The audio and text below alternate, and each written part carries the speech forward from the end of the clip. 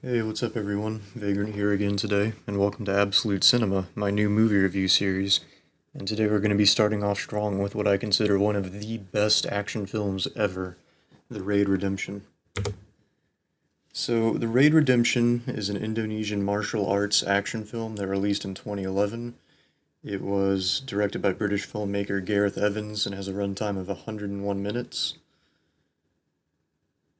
And as a quick note, I watched this movie on Amazon Prime Video, and on Amazon there are two different versions of the film, the unrated edition, which is the one that I watched, and the normal edition, for lack of better words, which is slightly shorter. The edition I watched was subbed instead of dubbed, which is what I usually prefer when watching foreign media. So, as for the plot, spoiler free of course, a group of heavily armed police officers led by a lieutenant are tasked with raiding a run-down apartment to try and arrest a drug lord. And at first, everything seems to be going well. They infiltrate the building, while they're slowly making their way up the floors. But once they are finally discovered, they are ambushed, and damn near all of them are wiped out. But the few cops still standing decide to finish their mission no matter what. And so, as for the plot itself, it's kind of basic, it's simple, but I don't think it's a bad thing because, the action is truly what you're here for when watching this film. And so, a couple interesting things about this movie. The fight scenes, they are fantastic. Some of the best ever. The gunfights and the martial arts fights both are fantastic to watch. And what's interesting about this film, being from Indonesia, it uses an Indonesian martial arts style called Pencak Silat. And both the main character, Rama, played by Iko Uwais, and Mad Dog, one of the villains, played by Yayan Ruahan, are practitioners of Pencak Silat.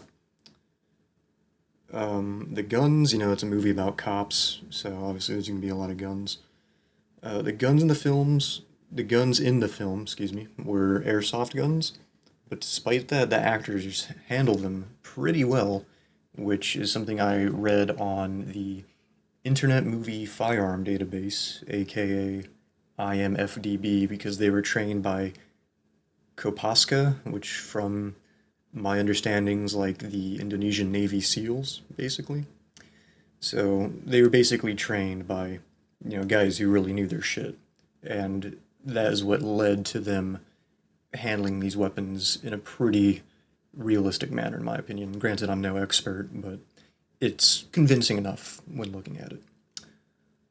For the CGI and the sound effects, like I said a moment ago, the guns were airsoft replicas, so all the muzzle flash, the ejected cases, the bullet impacts, the blood splatter, that's all CGI. And, it looks pretty convincing. Like, I don't think it's too over the top. It's not too strong, not too weak. I think it's done pretty well. And then continuing on with the notes, the score I think is good. I mean, I don't have too much to say about it because it's not amazing, but what I think it does well is the fact that it fits with the atmosphere.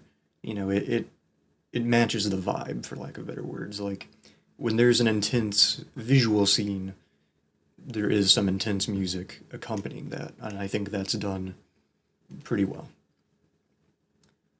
And then for the cinematography, the camera work is also pretty good. I don't really have anything negative to say about it, really.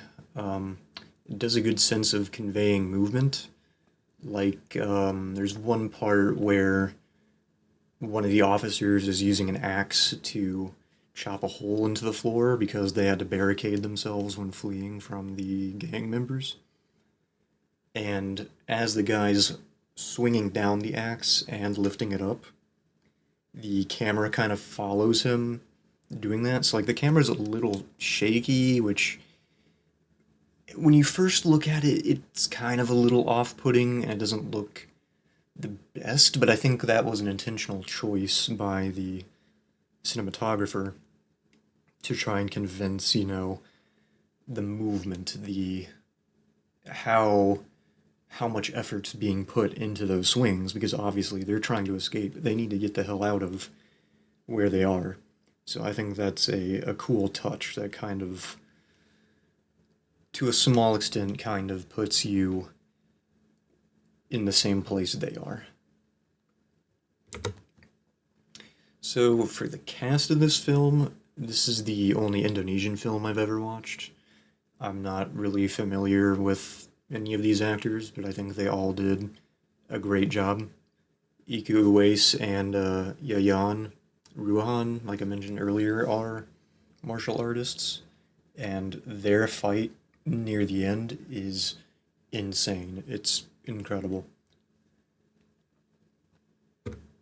And Rama is the main character that we follow throughout the film. Okay, well, so far I've glazed this movie enough. It's time for the big reveal. What score do I give it out of 10? For me, this movie is a 9 out of 10. It is fantastic. It's highly recommended if you enjoy action, combat, all that good shit. And if you're a fan of the John Wick films and or Dread, definitely check out The Raid Redemption because these movies are all pretty similar. And fun fact, Ruahan makes an appearance in John Wick Chapter 3.